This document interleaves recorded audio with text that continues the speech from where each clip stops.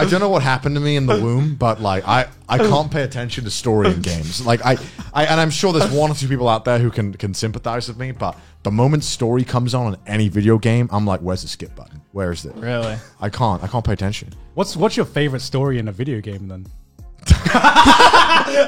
Trick question. Has there ever been one?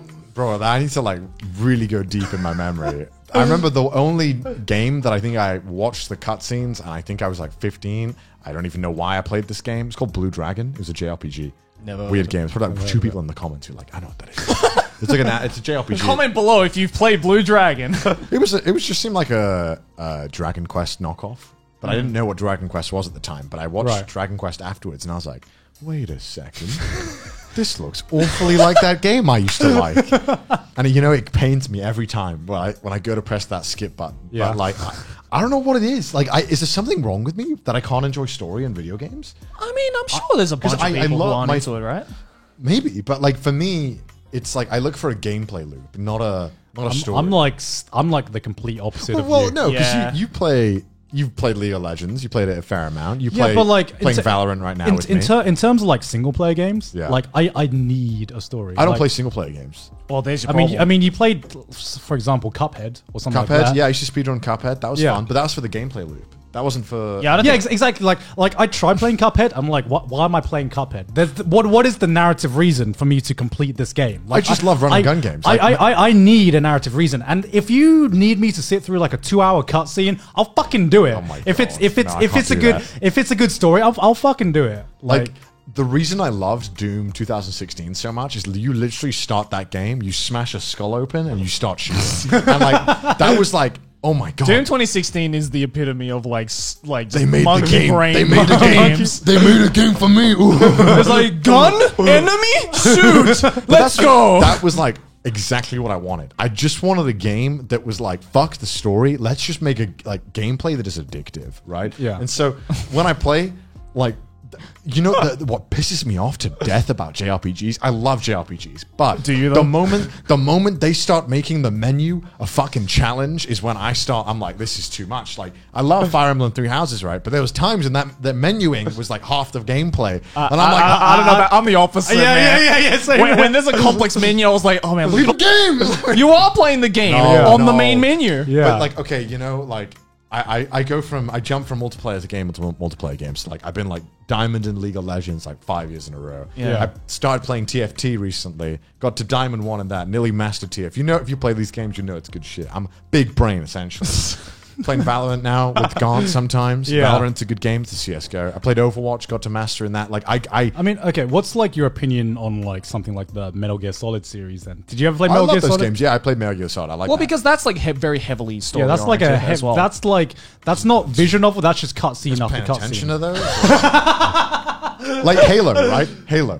I love Halo. I have no idea what any of the stories are about. The moment I remember, like, the Halo story is great. yeah, I remember there was a scene where Did you play Mass Effect? No. Like too much story for me. I remember Halo, right? I remember they like hyped it up. The sad ending. Where, I mean, if you don't know that Cortana, you know, but she comes back. Sort of. So Cortana dies, right? I remember everyone was hyping up to it's so sad, so sad. And I was playing with my friend, and we were doing it together. Yeah. And the moment the cutscene happened, I fucking skipped it. You went, no, what are you doing? We need to find out what happens. I'm like, why? We got to shoot things. Oh, this is hurting me so much. This is know. like, I don't know, man. I'm sure there's one or two. Am I in the minority here? I don't know. I feel like it's 50-50, right? Maybe, or like 70-30. Maybe. I don't know. Maybe. I don't know. I don't know because there must be a reason why the most popular games are like multiplayer games, right? Yeah, I because mean, they're with- played by 11-year-olds. You know that Monkey brain. a monkey brain is. I mean, fun. the reason I got into games like League and Valorant is just because I could just get into it. It was like a stress relief. It's a right? 40-minute thing that you do, Yeah. and it's no more. It's just like it's like a different kind of stress relief than like Animal Crossing, for example. But you just get in a quick session, you get out, you play as long as you want. And It's then a you closed get out. loop. You don't feel like there's anything else. But like Yeah. for single player experiences, I like to get invested in a game in the same way that I like to get invested in an anime. And like I love that feeling of just marathoning a show and Yeah. just getting just putting super- yourself into a story and Yeah. being able to like physically interact with the story is Yeah. like it's so fucking cool. Yeah. I think I ruined games for myself during the Xbox. So days. is there literally not a single game that you enjoyed the story of? I cannot. Like, I enjoyed Zelda Breath of the Wild a fuck ton, but I don't know, like, what I was doing. Did you? I just remember because when the Breath moment of the Wild is such a good story too. Does it? The moment we started talking to NPCs, I'm like, give me the bomb, give me the items, shut the fuck up. I need to blow shit up. Because, dude, Breath of the Wild was the last game I played where I got like, no matter what other game was out there that I wanted to play, like you said, it sucked me in. I loved that game. Yeah. But that was because I felt like the way they built the world didn't require a story. Because the story was the same shit we're used to. It was Ganon bad.